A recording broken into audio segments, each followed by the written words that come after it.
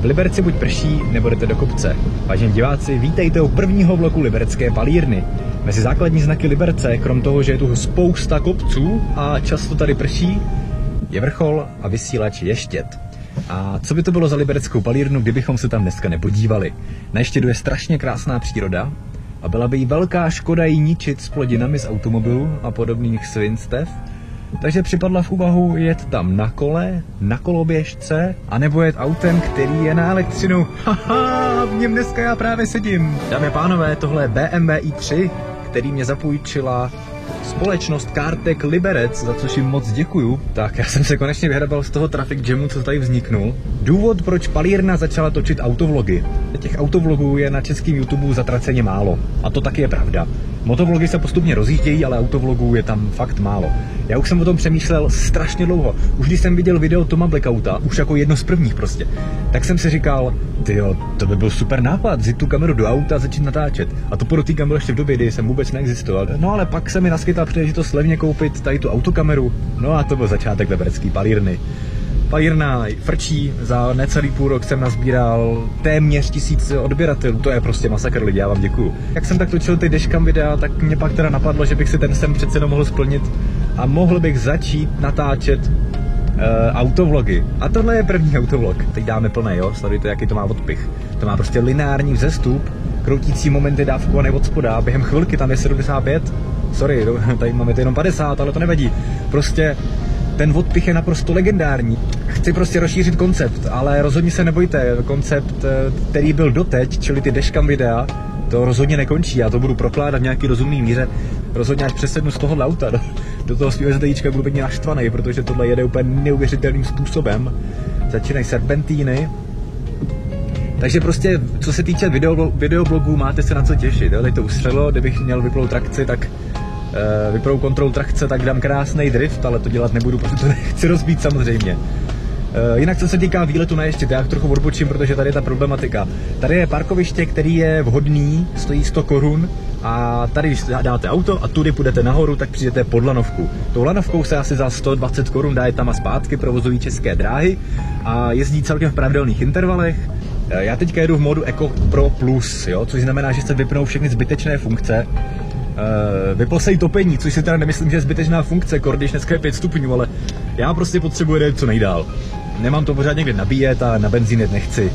Říkáte si elektroauto na benzín? Ano, tohle BMW i3 je vybaveno takzvaným Rexem, to znamená, že vzadu je malý motor, je to z nějaký BMW motorky, tuším nějaká 600, a je to zvláštní v tom, že tam nalijete 9 litrů benzínu a on ve chvíli, kdy vyjedete, ježišmarja, brutální zatáčka, ve chvíli, kdy vyjedete tady to napravo, to je ukazatel dojezdu na elektriku, čistě elektricky, já tam mám ještě 56 km, teď se mi to trošku zmenšilo, protože jedu do kopce, až pojedem dolů, tak to zase něco dobije. No a ve chvíli, kdy dojde tady ta elektrická energie, tak vy začnete jet na ten motor. Ten motor nemá náhon na kola, ten motor pouze vyrábí elektřinu, která je dodávaná do akumulátoru, která je dodávaná skrz elektromotor na kola. Cena tohoto auta se pohybuje od nějakých 800 000 do milionu. Záleží, co tam naházíte, jakou máte výbavu a tak dále. Tak, tady přichází moment, kdy odbočujeme na restauraci. Takhle fláknu. Tady je značka řetězů, tady je další parkoviště, to je na takovou delší procházku směrem na Ještěd. Když se chcete projít víc, tak tady začíná, že je povinnost řetězu. Čím je ta i3 specifická? Ona je specifická tím, že má strašně úzký kola. To je určitě daný tím, že ty kola jsou úzký, aby to prostě jelo, aby to nemělo valivý odpor a tak dále. Ty kola byly navrženy přímo pro tohle auto. Jdeme, panové? Na mě jde rýma, protože tady mám fakt kosu, já na to já tam dám Eco Pro a pustím si trošku klimu, jinak tady zdechnu. A hlavně bych mluvil pak nosem a to se vám nebude líbit. Na Ještědu byla dříve nějaká observatoř, který už lanovka vedla samozřejmě. Ta vyhořela v nějakým 63. roce a pak se začalo řešit jako co dál, tak byla vyhlášena nějaká architektonická soutěž, řešilo se, co tam bude. Karel Hubáček se přihlásil, vymyslel tam ten svůj konický tvar, nebo co to je toho Ještědu, který byl strašně cool, nakonec tu soutěž vyhrála. Tady máme parkoviště. Tady vy většinou budete parkovat, když pojedete na Ještěd. Tady to stojí taky kilčo, myslím, jako dole. Zaparkujete tu a teď je to zhruba 600 metrů nahoru, jo? Doba nabíjení toho auta je závislá samozřejmě na to, čím ho nabíjíte. Pokud ho strčíte do normální obyčejné zásuvky, tak se vám přes noc nabije.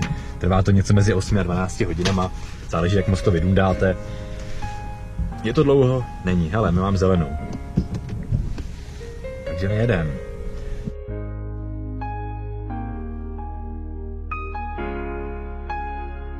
Už budeme skoro nahoře.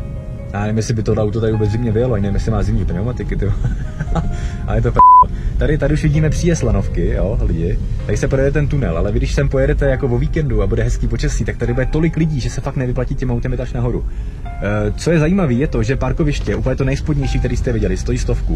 To vrchní, tady u toho semaforu stojí taky 100. A to úplně nejvrchnější nahoře stojí taky 100.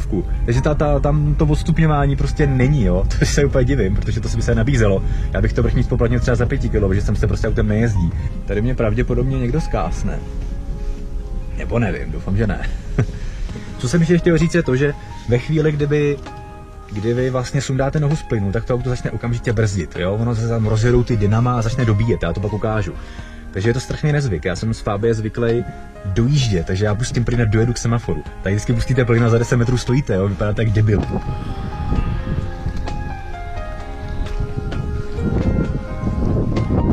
Pokud byste měli zájem, já nechci dělat vyloženě nějakou mega reklamu, samozřejmě tohle je první autovlog a ne žádný reklamovlog. Tohle auto se můžete půjčit a dokonce to nestojí moc, stojí to asi 2 na den, což si myslím, že je super, jako na den si to půjčit. Jo, máme zelenou přátelé, takže brzda, dečko, jedem. My se trošku podíváme, jestli tam něco nejede, jsme se tam vešli. Samozřejmě v zimě tady fakt potřeba, tady zrovna v tomhle konkrétně kousku je potřeba mít dobrý pneumatiky. Prosím vás, to si fotíte, paní? Nebo pane? Jako tu mlhu si fotí. To je úplně luxus. Nejhorší je, když brzdíte a ta energie se ztrácí někam do hajzlu. To je prostě, jak kdybyste vyhazovali peníze z okna nebo doma topili s otevřenýma oknama. Já teďka vlastně sjíždíme docela velký převýšení, nebo sjížděli jsme, teď už ani tolik ne, ale já jsem za celou tu dobu nepoužil brzdu. Tou rekuperací prostě vám bohatě stačí na to, abyste jako brzdili, to je paráda.